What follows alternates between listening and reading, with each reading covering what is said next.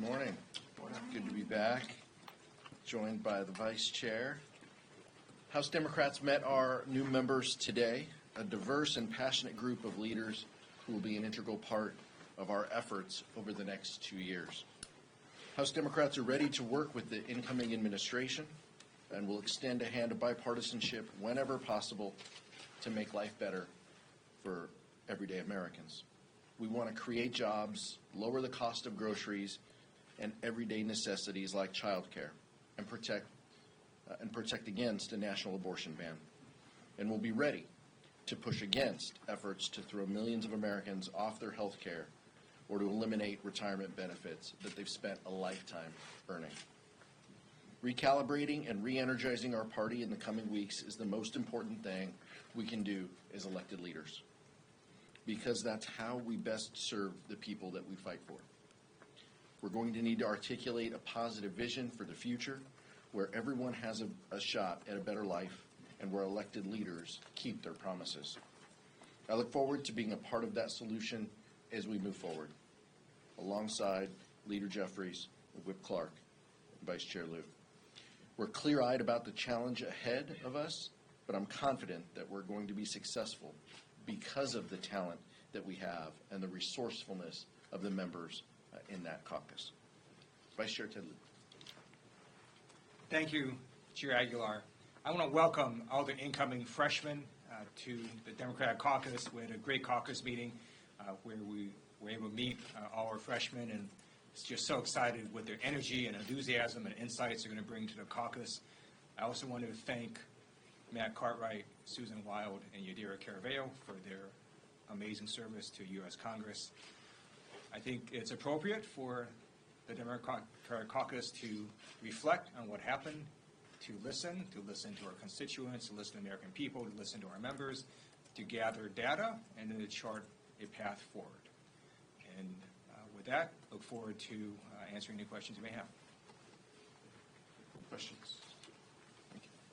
Thank you. I wanted to ask you specifically about what you make of Trump's gains with Hispanic voters kind of across the board. What do you think Democrats need to do to kind of shore up your messaging strategy and get back some of those voters that move to the right? Well, I think as Vice Chair Liu said, I mean, this needs to be based on data, and we're going to get a lot more data from the voter file in the weeks ahead.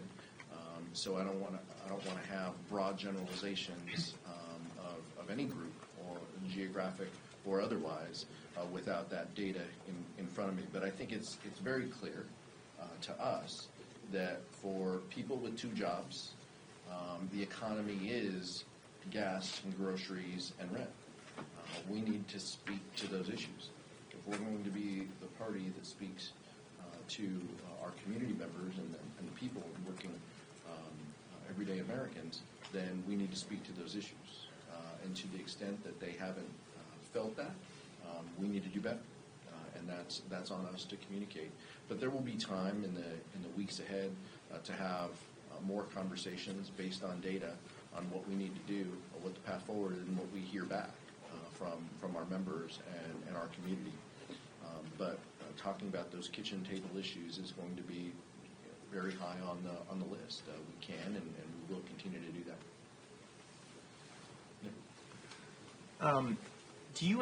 Do both of you intend to stay on as caucus chair and vice chair in the elections next week? Well, we're still counting ballots in California. I think the leadership team will make decisions on which spots we're running for. Once we have a little bit more clarity, we'll take our cues based on what Leader Jeffries runs for. But those of you who wanted me to move on from this role and didn't want to see me every week, you may be surprised by what the future holds.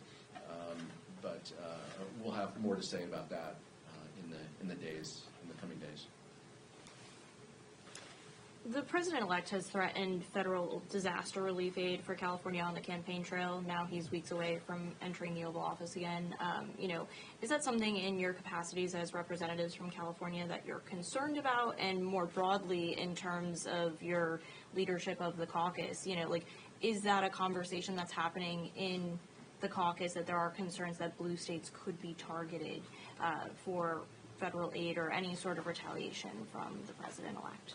There's plenty of conversations to be had within the caucus in the weeks ahead on how we govern and how we chart a course forward on the governmental side.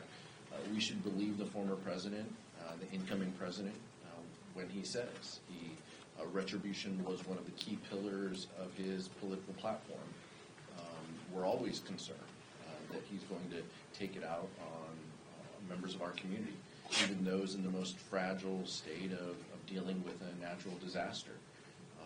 That's, I think, why we need to pass disaster aid and assistance before we get to January 3rd. There are critical priorities that need to be funded, but we're always going to be very cautious, very concerned about how the incoming president treats some states better than others. He does not seem to base this on what is an actual emergency or what is a disaster, but based on personalities and feelings. And so that will concern us. But we can have conversations with that as a caucus family moving forward with our ranking members of jurisdiction when that time comes. I want to give Vice Chair Liu an opportunity to answer your question and Nick's as well. Thank you for your question. It is our expectation that any president of the United States will govern as a president for all Americans. And when it comes to disasters, Mother Nature strikes wherever she wants to, whenever she feels like it, and it's without regard to party registration. Victims of disasters are all political parties or no political party at all. In California, specific to your question, there's also a number of Republican elected officials that I believe would oppose any such move to base disaster aid based on party registration. And it's our expectation, again, that a president governs for all Americans. Thank you, Mr. Chair. Good to see you. Following the election, there's been a lot of conversations about the media landscape, about misinformation, disinformation, how it may have helped the president in his election and kind of hindered Democrats from breaking through to some of the voters who either decided not to vote in this election or drifted right. How are you all thinking about the media landscape going forward and not only formulating the message, but delivering it to the American people as it shows that it may not have broken through in the way that some of you wanted it to prior to the election? I think it's a good question. How Americans receive their information is something that has to be a consideration and concern for those of us who are in this policy space. We make policy, and then we have to talk about it, and we have to convince people that the policies we're advocating for are good for them and good for the community members who we represent. We do this job for a twin purpose. It is, one, to meet the needs of our constituents, and two, for the love of our country. Those are the two objectives. Now, how we communicate that message is a key part of how we meet those two objectives. And so I think that will be part of the conversation that we have, that is the deeper dive. Once we have the voter file data, I think that's something that needs to be addressed and needs to be discussed. I'll say personally, my focus group of an 18-year-old and a 15-year-old in my household often guides my feelings on this topic. They have encouraged me and us to communicate in different ways, and I think that's incredibly fair and very thoughtful of them, of our two boys. And so to the extent that we need to make some changes and communicate in different ways to reach different audiences, we absolutely need to be more open to that. Matt? Yeah? Is there any conversation in the caucus to push away from maybe identity politics and perhaps pursuing a more general message or something that maybe won't silo voters in specific categories and make others feel alienated? Look, everybody is within the Democratic caucus, presiding over what we had today. The vice chair and I see the broad mosaic of the new voices that also come to Congress. We're going to learn from them, the richness of what they bring in their biography, but also just kind of who they are and their experiences that they bring to this 119th Congress. That's going to shape our message and our discussion. It's that family discussion that we have in the caucus that will help shape it. But clearly, we are learning. We are listening to our members, and our responsibility as leaders is to chart a course forward, and that's what we plan to do in the weeks ahead. That communicates a message to the American public and advocates for our values and our principles.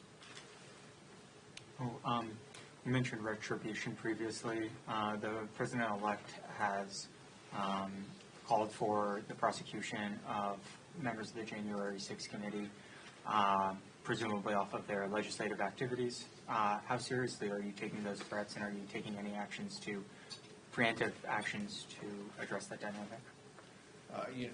As I said previously to one of the other questions, I mean, we should take him at his word. We should believe the words that the incoming president says. My job and my responsibility is to represent my constituents. I did that, and I have no concern about the job that we did, that the January 6th committee members did in telling the truth about what happened that day. We'll have conversations, and we'll see what happens in the future. But I'm so proud of the work that I did along with those committee members, and we'll see what happens. Bye. That's an immigration question. It was at the top of mind for many voters. How, looking at that data coming in now, where Trump was able to pick up a lot of voters, including Hispanic voters, others, border security is a big concern. How will that inform Democrats going forward in terms of what your strategy might be? Because it's going to be a big, obviously, agenda item in the next Congress. Yeah, and the incoming president also made a lot of promises to the American public, and we'll see if he has an ability to live up to those. What I can tell you is, one, based on we will make decisions based on the voter file and the data. I know that there's a lot of articles and a lot of information out there. A lot of it is based on exit data, which is generally fair as a data point, but it is not precinct level data. And so I'm very interested myself in looking over these data sets. I've said at this podium a number of times that the Latino community is not a monolith. You cannot speak to South Texans the way you speak to South Floridians or Southern Californians, and how people process information. Mexican Americans, like my family, or Cuban Americans, is very different. And so, that is what we bring to the table. Now, bringing that to the table, we can have a conversation about what this looks like once we have precinct level data information on where the public is. But it's very clear from the policies that that the incoming president has advocated, many of them are harmful to members of our community. This is an individual who separated families and put a lot of people through a lot of pain. And so we stand ready to fight for our community members and to tell the truth about what the incoming administration, the threat that they pose to members of our community.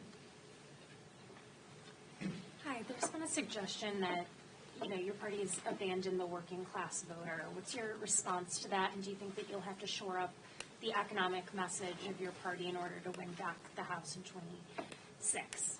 Well, I think it's always about the economy, and as I said, for members of our coalition and specific to folks in my neighborhood, gas, groceries, rent, those are the things that they're concerned about. If we can't communicate a message that helps lower the costs that people pay, then they may not support us. And so we need to be mindful of that moving forward. But I do think that this poses an opportunity for us to communicate a message that works for everyday Americans, and that's what we plan to do moving forward. And Leader Jeffries will help guide that effort as he does, and we'll continue to have the conversations that we need in order to get there. Just on that point, the Biden-Harris administration did have a large number of pro-worker policies. It's also true that the Biden-Harris administration was an incumbent administration. time of high inflation. I think certainly if you look at the numbers worldwide, every incumbent party since 2021 basically worldwide lost the election. That is not an excuse because I believe this is the election Democrats could have won. But it does point to the effect inflation has had on people and how hard it was for a lot of folks to make ends meet. And I think it's important that Democrats focus on that, and that we hope the new administration doesn't do policies that would increase inflation. Tariffs would in fact increase inflation. And so it's our hope that the new administration does not take actions to make the inflation problem worse. I mean, one other point I would note is our background, our vice chair and I, Leader Jeffries, Whip Clark, we come from working class families. I mean, we don't forget where we come from and the communities that send us here. Vice Chair Lou's parents were small business owners and know the struggle that they had to endure every day in working to provide for their family. My dad was a utility worker, a union member. My mom stayed home with us. Neither went to college, and were able to have a comfortable middle-class living. That's why we do these jobs. Leader Jeffries, as I mentioned when I nominated him 2 years ago, the son of 2 social workers. I mean, that's who the Democratic Party is. And, you know, that's who we represent. And those voices will help shape our message moving forward. Could you speak more on the listening sessions that were discussed in caucus this morning? Yeah, as caucus chair, I announced listening sessions yesterday to members. There will be one each week for the next 3 weeks.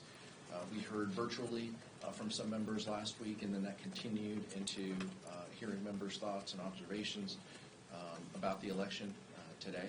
And we wanted to have another opportunity for the membership to directly address the leadership. Again, and this is different than charting a course forward that will be based on voter file information. But an opportunity for us to hear our members is absolutely what we should do. Our job as leaders is to put their thoughts and concerns into action. And that's what we plan to do over the next couple weeks. Two quick lame duck questions. Number one, President Biden is still in the White House for the next 2 months. What can he, what should he, what do you think he could do to kind of gird for the second Trump administration, especially since a lot of your colleagues seem to be worried about, tearing down institutions, et cetera? Is there anything that Biden can do by executive order to prop up those institutions that you fear will dissolve? And then two, how do the election results affect what you're going to do with government spending? I'll handle the second part first. Look, we need to pass an omnibus. I think the easiest path is for Democrats and Republicans to pass an omnibus. So we start a new administration free from those concerns. We should put them in a position to flirt again with a government shutdown. But that has been their track record. We stand ready to work with them on top-line numbers and to fund government. That has been our consistent position. And I will note, in every scenario, it has taken Democrats and Republicans in order to fund government. Any scenario in the future will include Democrats as well. And so we stand ready to work to achieve the objectives of funding government. The other question is probably best for folks 16 blocks away from here on steps they can take. We have been concerned and expressed our feelings that they need to move as much of the resources out as possible from the infrastructure bill and the flagship pieces of legislation that we have passed. The administration should focus on putting those resources out into the communities. We know that our colleagues on the other side of the aisle have very often voted no, and then they show up and cut the ribbon and take the dough. We anticipate that to continue, but we're going to continue to tell the story about what those pieces of legislation do to create jobs and help communities. Quick follow on the Omni thing. Does that mean you would not support a CR? Look, I've supported, CRs in the past. Let's see what happens. We need to see what happens and how these discussions and negotiations happen. I know that there's a lot of politics, going on with electing Senate leadership today. Mike Johnson has been very clear that he's going to take his cues from the incoming president. That is not new to this topic, by the way. It has been something that has been consistent. So we'll see what the incoming administration has to say about it, and what the posture of our colleagues on the other side of the aisle is over the next few weeks. Thank you for your time, Mr. Chair, Mr. Vice Chair. My question is on the topic that you mentioned briefly in your opening, bipartisanship, and we just talked about it a little bit when you said Democrats and Republicans will be needed to fund the government. A lot of Democratic voters aren't feeling very hopeful that there will be bipartisanship in this next session. So are there any things that you can think of that Democrats and Republicans maybe have a shared interest in getting done for the American people, or examples of bipartisanship that we might be able to look forward to? Essentially, will bipartisanship be possible in this climate moving forward, do you think? Look, I hope. I'm always hopeful that bipartisanship will come through, whether it's funding aid to our allies in Ukraine, which we have done in a bipartisan way, to funding government, as we've discussed. We've done this in a bipartisan way. I'm someone, and the Vice Chair is someone who has a track record in working with our colleagues on the other side of the aisle and having an ability to set aside, those times when we disagree 60, 70, 80, 90% of the time. He is leading bipartisan efforts to discuss AI policy and what that looks like moving forward. I've led on immigration issues with Republicans in the past. So there are always opportunities to work together. I was very hopeful, still remain hopeful, when J.D. Vance talks about the child tax credit on the campaign trail. He talked about a child tax credit. That's something that is very near and dear to the heart of many folks within our caucus. We hope that there is an opportunity to have discussions about that moving forward. So there's always optimism. With the newness of any Congress, there is renewed optimism about how this place can work. But we are very clear-eyed as to who this new administration is. They do not have a track record of working well with others. In fact, they have a track record of being very divisive. So, but we remain hopeful and optimistic. Maybe because it's the holiday year, but we choose optimism. Thank you. Thank you.